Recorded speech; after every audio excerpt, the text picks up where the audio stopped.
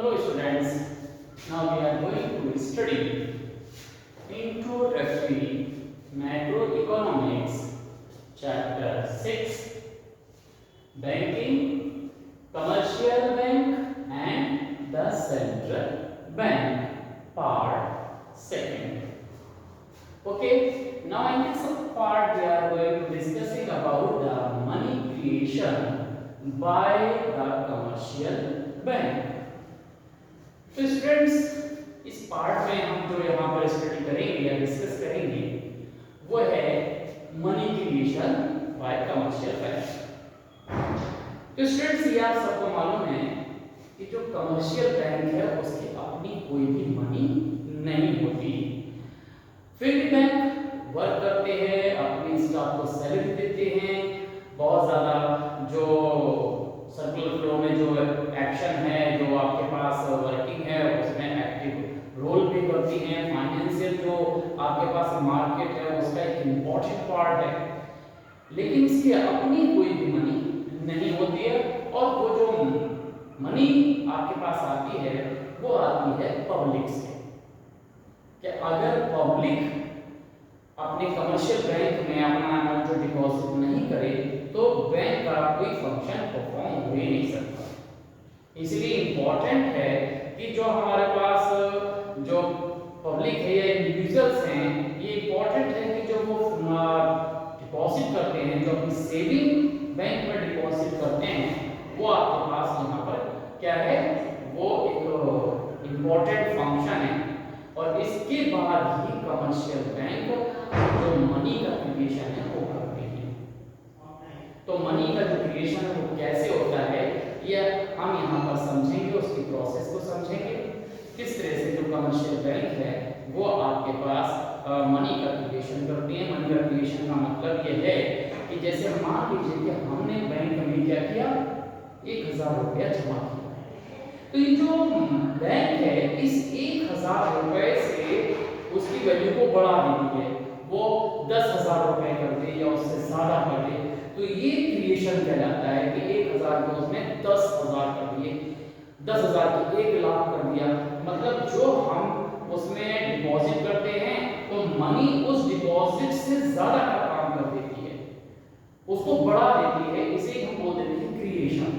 तो ये जो क्रिएशन होता है कि 1000 से उसने 10,000 रुपए कैसे कर दिए या 20,000 रुपए कैसे कर दिए, तो ये जो क्रिएशन है, पैसे को बढ़ाना जो है वो कैसे करती है, वही चीज हम यहाँ पर आज डिस्कस करेंगे।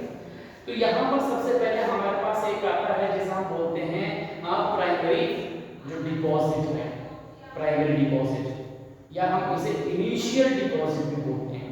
तो याद रखना है कि जो प्राइमरी अगर टेबल में लिखेंगे इनिशियली डिपॉजिट या प्राइमरी डिपॉजिट को आपके पास क्या है वो आप देखेंगे यहाँ पर, लेकिन आप पहले उसमें समझ लें कि जो हमारे पास प्राइमरी जो डिपॉजिट है, यहाँ हम देखते हैं कि जो आपके पास हम यहाँ लिख दे रहे हैं कि ये जो आपके पास जो प्राइमरी डिपॉजिट है, ये प्राइमरी डिपॉजिट, ओके, जो प्राइमरी डिपॉजिट है ये आपके पास क्या होता है कि जो फर्स्ट टाइम यानी पर्सन जो है पहली बार जो अपना पैसा जो जमा करता है कमर्शियल बैंक में, हम उसे बोल देते हैं प्राइमरी डिपॉजिट। तो इस प्राइमरी डिपॉजिट के बाद ही जो हमारे पास बैंक जो है परफॉर्म करता है, ओके। अगर ये प्राइमरी डिपॉजिट ना हो तो बैंक कुछ भी नहीं कर पाएगा, ओके। तो यही जो हमारे पास वर्किंग यहाँ शो करनी है कि किस तरह से जो कमर्शियल बैंक है तो वो क्रिएशन करता है। तो वो कैसे करता है हम एक टेबल लिखते हुए यहाँ पर उसे समझेंगे। तो यहाँ पर आप देखें कि किस तरह से आपके पास ये जो बैंक है वो आपके पास मनी क्रिएशन करते हैं। तो यहाँ पर हमारे पास में एक टेबल यहाँ ड्रॉ करते हैं कि टेबल के बेस पर हम यहाँ पर बताएंगे। तो ये आपकी एक हम यहाँ टेबल जनरेट कर रहे हैं और यहाँ पर जो आपके पास है हम यहाँ पर जो लिखेंगे तो वो आपके पास क्या होता है कि जो डिफरेंट हमारे पास जैसा हमने बताया है कि पहले आप जमा करते हैं, फिर जो है बैंक क्या है फंक्शन करती है। तो हम यहाँ पर लिखते हैं राउंड, ये देखिए हमने यहाँ पर लिख दिया राउंड, ओके। और राउंड में आपके पास जो हमने आपको क्या बताया था, क्या सबसे पहले जमा करती है बैंक, इसे बोलते हैं इनिशियली तो हम यहाँ पर लिख देते हैं इनिशियली, जो हमारे पास जो इनिशियल, ये आप देखें, ये हमने यहाँ पर नोट कर दिया इनिशियल डिपॉजिट, ये देखिए आपने हमने यहाँ पर नोट कर दिया इनिशियल डिपॉजिट, ये और ये हमारे पास जो इनिशियली डिपॉजिट है वो आप जरा देखें, वो रुपीज में आपके पास आता है, और यहाँ हमारे पास हम यहाँ पर लिख देते हैं डिपॉजिट, ये जो हमारे पास डिमांड डिपॉजिट या डिपॉजिट है ये आपके पास होता है, इसे हमने लिख दिया यहाँ पर डिपॉजिट। ओके, ये टोटल हमारे पास डिपॉजिट कितना होगा ये हम यहाँ पर देखते हैं, और ये हम किसमें लिखेंगे, रुपीज में। ये जो रुपीज है हम यहाँ पर मेंशन कर देते हैं इन रुपीज, ये आपके पास यहाँ इन रुपीज, ये हमारे पास आ जाएगा रुपीज। तो देखिए इनिशियली डिपॉजिट हम इनके एग्जांपल दे लेते हैं कि हम किसी भी पर्सन ने, एक व्यक्ति ने, इंडिविजुअल ने क्या किया, 1000 रुपया यहाँ पर जमा कर दिया। देखिए हमने यहाँ पर लिख दिया 1000 रुपया उसने जमा किए, तो ये इनिशियली डिपॉजिट हुआ 1000 रुपया। ओके, तो ये आपके पास इनिशियली आपके पास आ गया। अब इसके बाद हमारे पास शुरू होता है, यहाँ पर क्या होगा, फंक्शन शुरू हो जाता है किसका, कमर्शियल बैंक का। अब वो क्या है आपके पास, यहाँ जरा देखनी है उसे, ये आपके पास क्या होता है, कैश रिजर्व। हम क्या बोलते हैं उसे, कैश रिजर्व का मतलब है कि कमर्शियल बैंक क्या करती है कि जब कोई भी इंडिविजुअल कुछ रुपया जमा करती है तो उसका कुछ परसेंट जो है वो अपने पास कैश में रख लेती है, जिसे हम बोलते हैं लीगल रिजर्व रेशियो, LRR। और ये LRR जो है वो RBI इंडिया के अंदर सेंट्रल बैंक के डिसाइड करता है। तो यहाँ पर हम बोलेंगे कैश रिजर्व। ओके, तो ये हमारे पास आ जाता है, हम लिखते हैं कैश रिजर्व। ओके, यहाँ पर लिखेंगे कैश रिजर्व, और ये कैश रिजर्व किसके ऊपर डिपेंड करता है, वो आप याद रखिए, वो कैश रिजर्व जो है वो ये भी हमारे पास क्या होगा, रुपीज में होगा। ओके, ये रुपीज में होगा, और ये डिपेंड करता है, हम ये एज्यूम कर लेते हैं कि जो LRR जो है वो है 10%। ये देखिए 10% है, और ये रिजर्व जो है वो भी हम रुपीज में यहाँ पर मेंशन करेंगे। ओके, तो ये हमारे पास जैसे ही इनिशियल जो डिपॉजिट है वो कितना हो गया, 1000। अब 1000 में देखिए कैश रिजर्व कितना करेगी बैंक, वो हमारे पास कितना करेगी, तो देखिए हमारे पास क्या है, ये 10%।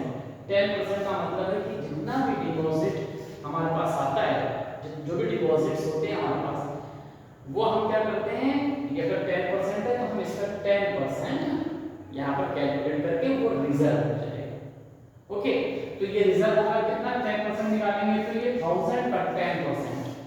तो 10% कैसे निकालते हैं ये आप सबको मालूम है कि हम क्या करते हैं कि यहाँ पर क्या हो गया 10% और ये 1000, तो ये कितना हो जाएगा, ये 10 ऐसे लिखा, और ये जो परसेंटेज है इसे रिमूव करने के लिए आप क्या करते हैं, या आप इसके नीचे क्या कर देते हैं, इसको, इसका मीन क्या होता है 1/100 लाइक दिस। ओके, और ये हमने हमारे पास क्या कर दिया, ये हो गया आपके पास कितना, ये देखिए 10 यहाँ पर लिख दीजिए, या आप ऐसे लिखे रहेंगे 10, या हमारे पास 1000 है आपके पास। ओके, अब आपके पास यहाँ से आप इसको रिड्यूस करेंगे, 120 आपके पास रिड्यूस हो गए, तो अब आपके पास कितना है, 10 × 10 मतलब 100। ये 100 रुपीज है आप क्या करेंगे, यहाँ पर लिख देंगे। ओके, तो ये आपके पास आ जाएगा रुपीज कितने होता है, 100। ओके, तो ये आपको समझ में आ गया। तो इस तरह से हमारे पास कैश जो रिजर्व है वो हमने निकाल दिया, कैश रिजर्व आपके पास इतना आ गया। ओके, अब इसके बाद हमारे पास क्या होता है कि ये कैश रिजर्व हो गया, और यहाँ से अब कितना रुपया बचा, ये 1000 में से अगर हमने 100 रुपए बैंक ने अपने पास रोक लिए तो बाकी का क्या करता है, वो लोन पर ऑफर कर देता है, हम क्या लिख देते हैं लोन। तो ये आपके पास क्या हो जाएगा, ये आपके पास आ जाएगा लोन। तो ये लोन हमने यहाँ पर लिख दिया, ये हो गया लोन। तो कितना लोन डिस्ट्रीब्यूट हुआ, ये भी आपके पास रुपीस में आएगा, तो ये कितना आ जाएगा 900, ये देखिए लाइक दिस। ओके, अब देखिए यहाँ पर जो फंक्शंस, ये जो 900 का है ये कि बैंक ने अपने पास 100 रुपीज रोक लिए और ये जो बाकी बचा बैंक ने वो लोन पर डिस्ट्रीब्यूट कर दिए। तो ये डिस्ट्रीब्यूट कर दिए तो ये हम एज्यूम करते हैं कि ये जो हमारे पास जो बैंकिंग सिस्टम है उसका यूज हो रहा है। तो ये जो हमारे पास 900 रुपीज हैं ये क्या होगा, ये फिर से जो लोगों के पास आए ये क्या होगा, फिर से चलता हुआ कैसे ना कैसे ये इसमें आ जाएगा, इस बैंक में फिर से जमा हो जाएगा। यानी कि यहां से हो गया यहां फिर से आ जाएगा। कितना आएगा, ये आएगा 900 रुपीज यहां आ जाएगा, फिर से डिपॉजिट होगा। और ये क्या होगा, ये हो जाएगा फर्स्ट राउंड। यहां से आप फिर से हो जाएगा फर्स्ट, ये राउंड हम यहां पर कह देते हैं, ये फर्स्ट राउंड यहां पर आपके पास आ जाता है। तो फर्स्ट राउंड आपके पास आ जाएगा कि कितने रुपए यहां से आएंगे, ये आ जाएंगे 100 रुपीज यहां जमा हो गए और ये 900 रुपीज आपके पास यहां आ गए। ओके, अब वही फिर से एमआरआर यानी लीगल रिजर्व रेशियो कितना है, 10% है। तो अब 900 का 10% आपने कैलकुलेट किया, ये आपके पास 90 हो गया लाइक दिस। ओके, समझ में आपको इजीली आ गया। तो अब आपके पास 900 में से आपने 90 माइनस कर दिए तो ये आपके पास आ जाएगा 810। ओके, तो ये फर्स्ट राउंड में जो था 900, ये जो हमारे पास देखिए, ये जो हमारे पास पैसा ये फिर से कहां आ रहा है, बैंक में, इसी को हम बोल देते हैं सेकेंडरी डिपॉजिट। ओके, और प्राइमरी डिपॉजिट ये जो है इनिशियली जो डिपॉजिट से जो पहली बार जो हमारे पास जैसे ये 1000 आया है, जो ओपन किया गया अकाउंट वो 1000 से किया गया है, तो ये 1000 जो है वो हमारे पास इनिशियली, या हम इसको प्राइमरी डिपॉजिट बोल देते हैं। फॉलोइंग ओके, अब आपके पास क्या आता है, ये 800 फिर से यहां आएगा और ये आपके पास इस तरह हम यहां लिख देंगे, ये सेकंड राउंड आपके पास आ जाएगा लाइक दिस। ये सेकंड राउंड आएगा और ये 810 रुपीस यहां आ गया। अब इसका फिर से वही आप करेंगे 10% आप कैलकुलेट करेंगे, तो 10% आपने इसका कैलकुलेट किया तो ये आपके पास कितना हो जाएगा, यहां पर 81 रुपीस यहां पर आपके पास हो जाएगा। समझ में आपको आ गया है, इजी है आपके पास, कोई ऐसी दिक्कत आपको बस यहां नहीं दिखेगी। तो आपने 10% क्या कैलकुलेट किया, 81 यहां नोट कर दिया, बचा हुआ आपने क्या किया, अब आपने इसमें से 81 माइनस कर दिया। तो 81 माइनस कर देंगे तो ये आपके पास 10 में से यहां पर आपने माइनस क्या किया, 9 आ जाएगा और यहां पर आपके पास क्या 0। ओके, यहां पर आपने क्या किया, बोरो किया 10, आपने माइनस कर दिया, 2 आ जाएगा आपके पास लाइक दिस 2। अब यहां पर क्या बचा 7, तो ये आपने यहां पर 729 है आपका आ गया। ओके, तो ये आपको समझ में आ गया इस तरह से कि हमारे पास ये जो राउंड है इसी तरह से चलते चले जाएंगे। ओके, अब देखिए ये राउंड कब तक चलेंगे, तो ये राउंड तब तक चलते रहेंगे जब तक कि आपके पास जो इनिशियली हमारे पास जो डिपॉजिट था ये सारा रुपया रिजर्व में ना आ जाए। ओके, तो ये रिजर्व में ना आ जाए तब तक ये राउंड फंक्शंस करते रहेंगे और फिर हम क्या करेंगे, इन सब का एडिशन कर देंगे। तो ये एडिशन हम कैसे करेंगे, ये आप देखिए, ये आपके पास क्या हो गया, ये देखिए हमने हम यहाँ पर ये एडिशन कर देंगे इसका। तो ये टोटल जो है आपके पास यहाँ पर हम इसको लिखेंगे, ये आप देखिए ये एडिशन हम यहाँ पर कर देंगे, ये एडिशन आपके पास आ जाएगा। ये देखिए ये एडिशन कितना होगा, अब जरा देखिए कैसे हम ये एडिशन निकालेंगे। यहीं पर आपके पास आता है कि एडिशन मतलब ये राउंड आपके इस तरह से लगातार चलते जाएंगे और ये भी आपके पास हर बार सेकंड में डिपॉजिट आपके पास आएगा, कैश रिजर्व भी आपके पास आता रहेगा और ये लोन कितना बढ़ रहा है ये बार-बार आता है। अब ये लगातार आप करते रहोगे तो ये इनफाइनाइट टाइम तक चलता रहेगा, कोई ना कोई वैल्यू आपकी आती रहेगी और आप उसको बार-बार डिपॉजिट करते रहोगे और फिर ये आप वैल्यू यहाँ पर मेंशन करते रहोगे। तो ये वैल्यू अगर हम ये टोटल करेंगे तो ये कितनी होगी, ये मेन चीज है। तो वो हम क्या करेंगे, इन सब का एडिशन कर दीजिए। अब इन सब का एडिशन कर देंगे तो इन सब का एडिशन करेंगे तो यहाँ की वैल्यू आपको मालूम नहीं क्या होगी। तो इस एडिशन को निकालने के लिए कितना होगा, उसके लिए हम निकालते हैं क्रेडिट मल्टीप्लायर। ओके, अब ये क्रेडिट मल्टीप्लायर कैसे निकालेंगे, तो उसके लिए एक फॉर्मूला है आपके पास। ये देखिए आपके पास क्या है, ये आपने यहाँ पर लिख दिया क्या, ये क्रेडिट, ये देखिए क्रेडिट क्या है, मल्टीप्लायर, मल्टी हम बात करते हैं plier, multiplier. Credit multiplier. Okay, ये क्रेडिट मल्टीप्लायर जो है वो क्या होगा, तो वो देखिए उसका एक सिंपल सा बहुत सिंपल फॉर्मूला आपके पास ये है। देखिए ये है 1/L R R। ये जो हमारे पास L R R है इसी को हम बोल देते हैं कि आपके पास आ जाएगा L R R। ओके, अब कुछ जगह क्या होता है, कुछ बुक्स में आप देखें तो उसमें ये क्या होता है 1/CRR भी कहते हैं। ओके, यानी कैश रिजर्व रेशियो। बात तो ये यहाँ पर हमने ये L से डिफाइन किया है, लीगल रिजर्व रेशियो है। अब वो हमारे पास क्या होगा, cash reserve ratio. Cash reserve ratio का मीनिंग आपके पास आ जाता है कि जो लीगली कितना है कैश जो रिजर्व में है उसकी हम बात करते हैं। जैसे ये कैश रिजर्व है तो CRR और लिख देते हैं तो CRR हो जाता है। तो वो हम बाद में एक्चुअली बताएंगे कि ये क्या है, थोड़ा सा डिफर होता है, लेकिन फिर भी कहीं कहीं बुक में आपके पास ये CRR लिखा रहता है। वहां पर भी आपने 10% लिया तो इसका मतलब कैश कितना रिजर्व किया आपने। ओके, तो यहाँ पर तो कैश रिजर्व आपके पास आ जाता है, लेकिन वो जो एक्चुअली जो CRR होगा हम उसको बाद में डिफाइन करेंगे जब आपके पास जो आपके आरबीआई के फंक्शंस है उसमें आपके पास आएगा, तो वहां हम इसको क्लियर करेंगे कि वो CRR आपके पास क्या हो जाता है। तो यहाँ हमारे पास जो LR जो हमारे पास है लास्ट का कितना है, वो है हमारे पास कितना, वो है आपके पास 10%। तो 10% आपने यहाँ पर ये लिख दिया 1/, या आपने 10 और ये परसेंटेज ये आपने यहाँ पर मेंशन किया। अब देखिए इसमें ही आपके पास फिर से वही आपके पास आ जाएगा, ये आपके पास 1। अब आपके पास देखिए ये परसेंटेज का जो सिंबल है इसको हटाना है आपको।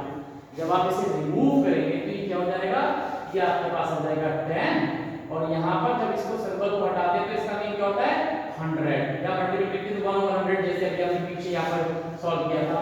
तो ये आपके पास हो गया 100, तो मतलब ये 1/10/100। अब देखिए डिनोमिनेटर में एक फ्रैक्शन है। अब इस फ्रैक्शन को कैसे आप सॉल्व करते हो, ये आपको भी मालूम है कि जब हम इसको क्या करेंगे 1 के मल्टीपल में लाएंगे तो ये क्या होता है रेसिप्रोकल हो जाता है। ओके, तो रेसिप्रोकल हो जाता है तो मीन क्या होगा, ये आपने 1/, जो हमारे पास क्या है ये 100 जो है वो ऊपर आ जाएगा, ये लाइक दिस, और ये हमारे पास जो 10 है वो आपका नीचे आ जाएगा। तो ये नीचे का वैसे भी डायरेक्टली बता दिया जाता है कि ये जो 100 है वो नीचे जो डिनोमिनेटर नीचे अगर जो आपके पास है, यानी डिनोमिनेटर में अगर फ्रैक्शन है तो फ्रैक्शन का जो डिनोमिनेटर है वो ऊपर तक चला आता है, रेसिप्रोकल हो जाता है। तो वो 100 आपने यहाँ लिखा और इसको रिड्यूस कर दिया, ये आपके पास कैंसिल हो गया और आपके पास क्रेडिट मल्टीप्लायर की जो वैल्यू आ गई वो आ गई 10 टाइम। ओके, अब इस 10 का क्या मीन है, इस 10 का जो मीन है वो आप ये समझ लीजिए कि आपका जो क्रेडिट जो आपने पहले जो इनिशियली जो आपके ऊपर ये जो लिखा हुआ है फर्स्ट काउंट आपके पास ये इनिशियली जो डिपॉजिट में दिख रहा है, ये जो आपके पास वैल्यू दिख रही है, इसका मतलब है कि ये 10 टाइम हो जाएगी, वो एडिशन में आप लिखेंगे। तो इसका मीन क्या हो जाएगा कि ये जो ऊपर वैल्यू हमारे पास क्या है, ये है 1000 और मल्टीप्लाई कितना है 10, तो इसका मतलब 10 टाइम हो जाएगा। ये 10 टाइम का मतलब 10 से इसको मल्टीप्लाई कर देंगे और ये एडिशन में यहाँ आपके पास आ जाएगा। तो यहाँ हम लिख देते हैं टोटल। तो ये आपके पास जो टोटल है वो आपके पास कितना हो गया, ये आप देखेंगे ये आपके पास 10 से इसको आपने मल्टीप्लाई किया इनटू 10 किया, मतलब जो मल्टीप्लाई आया वो आपके पास यहाँ पे लिखा 10, तो ये आपके पास कितना हो जाएगा, ये आप लिखा ये हो जाएगा 10,000। तो यहाँ आपको ये समझ में आ गया होगा, ये इनटू हमने यहाँ से हटा दिया, इसका मतलब है कि 10 से मल्टीप्लाई करके हमने यहाँ पर ये सबका एडिशन हो गया। तो 10 टाइम आपके पास ये डिपॉजिट्स हो जाएगा इसका। अगर इस वैल्यू को ऐड करेंगे तो ये सब कितने आएगी 10,000 के इक्वल आ जाएगा ये आपके पास। ऐसे ही है कितना हो जाएगा, अब ये 100 है तो ये आपके पास कितना हो जाएगा, ये हो जाएगा 1000, ये देखिए 1000 हो जाएगा। ओके, अब यहाँ पर कितना है 900 है, 900 है तो ये 900 है कितना हो जाएगा आपके पास 10 से इसको मल्टीप्लाई कर दीजिए तो ये 9000 हो जाएगा, लाइक इसलिए आपने यहाँ पर लिखा 9000। ओके, तो ये आपके पास आ जाएगा। ओके, तो ये क्रेडिट मल्टीप्लायर जो है एक्चुअली हम इस प्रोसेस को टेबल से यहाँ पर दिखा देंगे। देखो आपके पास टोटल डिपॉजिट कितना हो गया 1000 का, ये कितना हो गया टोटल जो हमारे पास प्राइमरी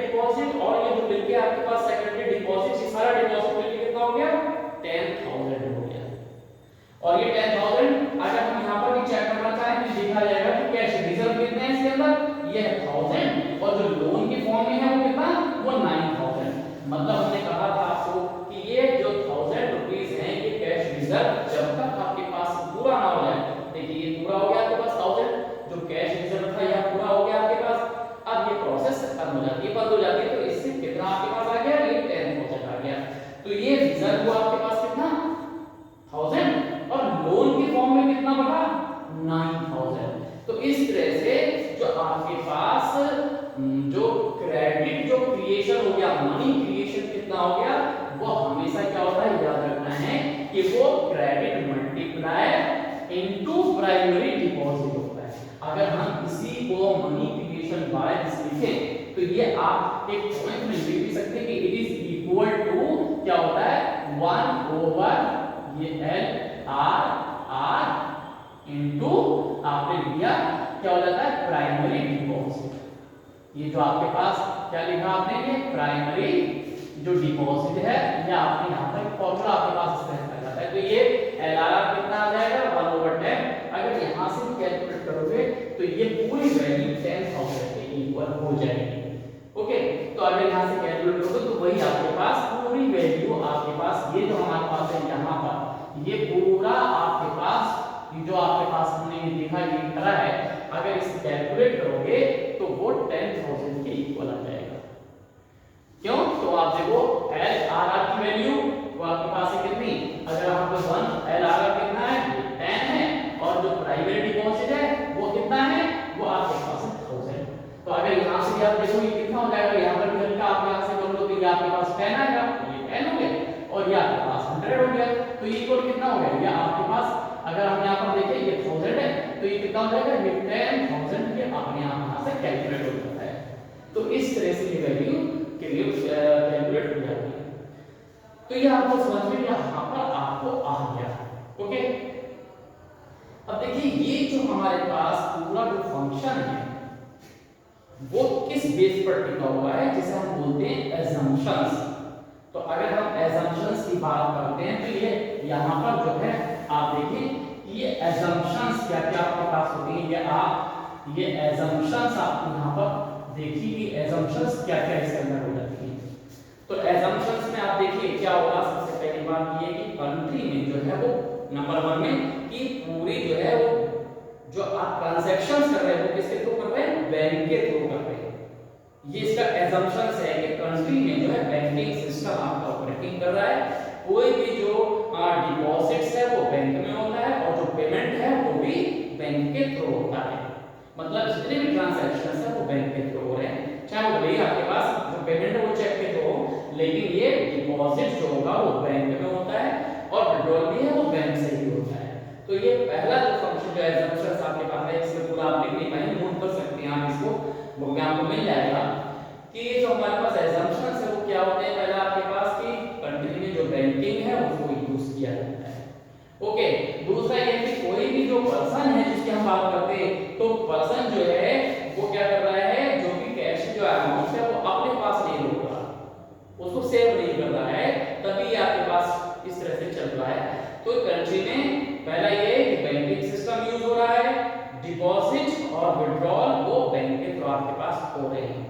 तो कंट्री की ये जो assumptions, ये मेन assumptions ये है, मेन सबसे बड़ी बात हम क्या कहते हैं इसलिए कि ये बहुत ज्यादा जरूरी है कि इस तरह से आपके पास फंक्शंस यहाँ पर तभी हो पाएगा कि assumption आपके पास हो कि कंट्री में क्या ही है। और दूसरी बात ये कि जो assumptions है कि ये रिजर्व बैंक डिसाइड कर देता है कि कंट्री में जो लीगल रिजर्व है वो कितना है।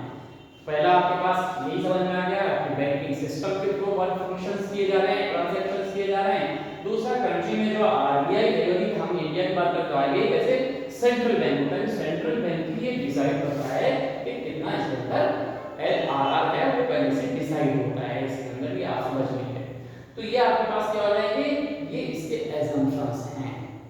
हमेशा आप क्या करिए कि इसके assumptions यही हैं आपके पास।